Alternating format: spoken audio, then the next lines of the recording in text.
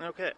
Hi, how's it going? I'm Case, and I've been learning about politics as a way to try to understand this cultural climate that, constantly changing political climate, and this is sort of a new channel for me. So, first of all, number one thing is I'm currently studying the Communist Manifesto, probably one of the biggest political ideologies that you can sort of wrap your mind around. The idea of communism is that we'd reach to a point where there's no such thing as private property and everything is owned by the masses. So anything from major companies to whatever, to probably housing is going to be broke down into this. The idea is that everyone is sort of selfless in nature. My sort of only question is to be if this was actually an ideal society. The problem is there's no such thing as an ideal person. For one person may want, communism. Another person would enjoy his property. How is that determined? If it's a matter of, all right, it's what the masses want, but in a situation where you have to break down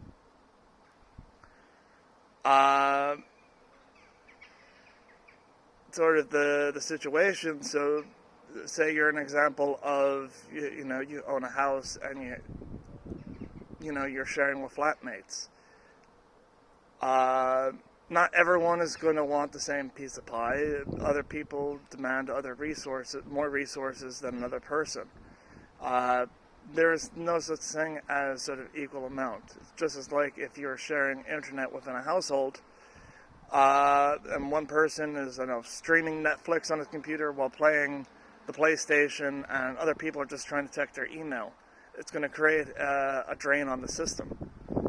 As well as that, how would you sort of define the way that sort of things are laid out?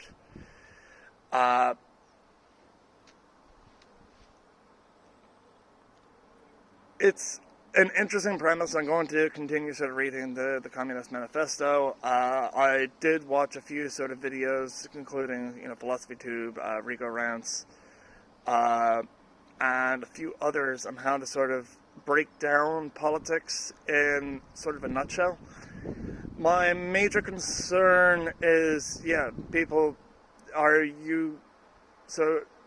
is it going to be the case of, say, if 25% of the population, all right, I live in Ireland, which is 4.2 million, if 25% of that population doesn't enjoy the idea, are you going to squash the people's happiness because it's for the greater good?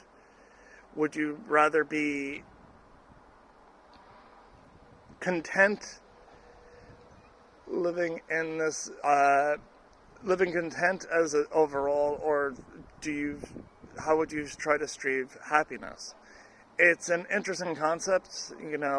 I've seen a lot of people compare communism to the utopian future of Star Trek, but even in Star Trek there is massive conflict. It can only really be dictated unless the whole planet is a communist nation. It's an interesting study, and I'm going to continue sort of reading it up. My next video is going to be sort of a breakdown of a right-wing propaganda film called Death of America. So if you have any questions about the propaganda film, or you have any answers, feel free to contact the channel. Cheers.